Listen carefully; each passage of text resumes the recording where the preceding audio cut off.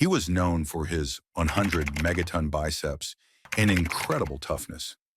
But even the Crusher couldn't escape the realities of aging and injury.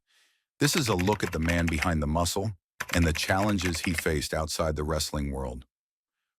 Reginald Lasowski, better known as the Crusher, was one of professional wrestling's most unforgettable characters.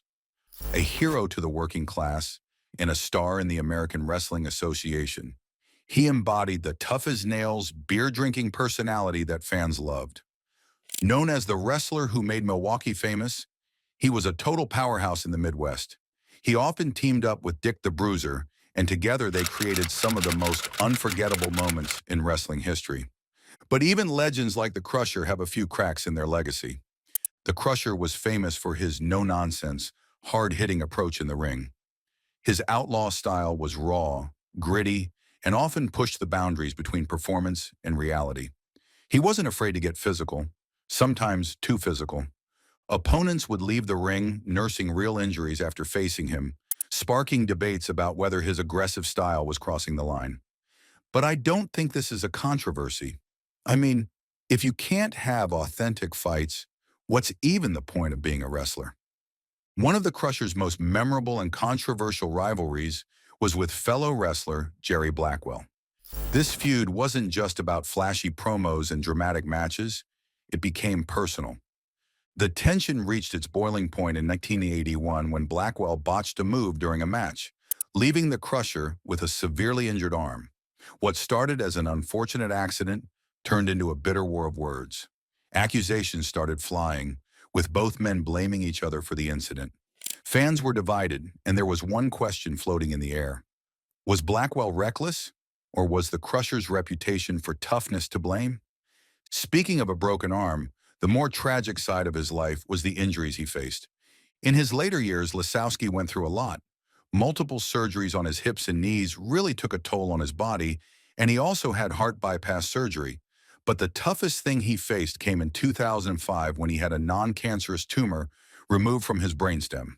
This surgery left him partially paralyzed, making his life even harder. Still, he fought on, never giving up. Sadly, Lasowski's personal life wasn't much easier. His wife, Faye, passed away in March 2003 after they had been married for 55 years. Losing someone you've spent your entire life with is tough enough, and for Lasowski, it seemed like his body was slowly breaking down too. By the end, he was living in a nursing home, relying on a feeding tube to eat. But even during these final months, his son David said that his dad still kept trying to work out. He just couldn't stop. Then on October 22, 2005, the Crusher passed away at the age of 79 after a long battle with a brain tumor. He's buried alongside his wife and son at the Holy Sepulchre Cemetery near Milwaukee, in a spot where fans still come to pay their respects. At his funeral, a wrestling ring was actually set up with crimson ropes, and a pair of black wrestling boots were placed in the center of the ring. That's a tribute to the warrior who gave everything in the ring. Even though he's no longer with us, his memory and legacy live on in the people who loved him. Wrestling legend Vern Gahn once said about the Crusher, "We had some dandy matches. The Crusher was never a technically skilled wrestler, but he was tougher than nails in a brawler. He could bench press nearly 600 pounds, and he loved to have fun. After a match, he couldn't get a beer in his hands fast enough." And that's who the Crusher was. Not the most technical guy in the ring, but he was a brawler who could outlast almost anyone. His toughness, his love for the fans, and his fun-loving nature are what made him a household name. Even through all his struggles, he never stopped being the Crusher, the man who could take on anyone, no matter the odds.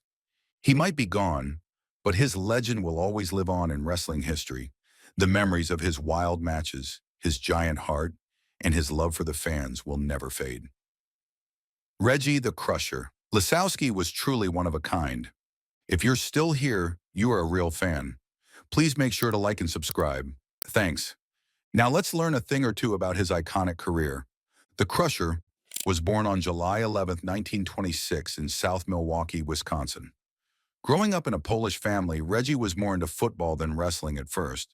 He played fullback for his high school team, but when he joined the U.S. Army and got stationed in Germany, something changed. He found his passion for wrestling. When Reggie came back home, he decided to give professional wrestling a try. He started training at the Eagles Club in Milwaukee with Ivan Racy and Buck Tassi. His first recorded match happened in 1949, where he faced Marcel Boucher. At the time, he was a babyface, basically the good guy, rocking a star-spangled jacket. Reggie wasn't just wrestling. He was working hard to make a living. To pay the bills, he worked blue-collar jobs during the day, everything from bricklaying to meatpacking, while wrestling 3 or 4 nights a week for just $5 per match. It was tough, but it was also his way into the business. By 1954, things started looking up when promoter Fred Kohler got him on TV. That's when he really started getting noticed. By the time Reggie was hitting his stride, he was no longer just the guy with the star-spangled jacket. He was getting in shape, bulking up, and starting to develop the tough guy persona that would make him famous. The Crusher gimmick started when a promoter jokingly said that Reggie just crushes everybody, and from that point on, he was at the Crusher. He even bleached his hair blonde to fit the tough guy image. Think of him as a proto-stone cold Steve Austin or the Sandman, the kind of guy who'd show up, drink beer, and throw punches. But funny enough, Reggie never actually drank beer in real life. He preferred wine. But it didn't stop him from embracing the beer-drinking, tough guy persona that his fans loved. The Crusher was soon known for his impressive physique, his tough talk, and his signature moves like the full Nelson and Bolo punch. While Crusher was a tag team legend, he wasn't just a team guy. He also had a killer solo career. His persona as the wrestler that made Milwaukee famous came from a local beer slogan, and it really took off. Fans loved his bragging, his 100 megaton biceps, and his tough guy attitude. He'd say things like, "How about dat?" before knocking his opponents out cold.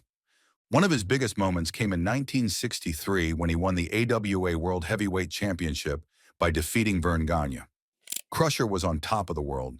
He even had a hilarious but totally iconic way of training for matches. He claimed he'd run along the Milwaukee waterfront carrying a full beer barrel to build strength. Of course, by the end of the run, the beer was gone, and would dance the polka with Polish barmaids to build stamina. As the 80s rolled on, Crusher saw that the AWA was starting to lose its grip on the wrestling world. Hulk Hogan and a bunch of other big stars had moved to Vince McMahon's WWF. So Crusher also made the jump, showing up at WWF house shows around the Midwest. While his role was part-time, he still managed to make more money working for Vince than he had working full-time for the AWA. In 1986, he even teamed up with the Machines as Crusher Machine. Crusher's last match was in 1988 at a WWF house show in Omaha, where he teamed with Ken Patera to face Demolition. After the match, Crusher was done for good. Even after hanging up his boots, Crusher remained a beloved figure in wrestling. His last appearance on TV was in 1998 at WWF's Over the Edge in Your House pay-per-view, where he shared a moment with Mad Dog Vachon.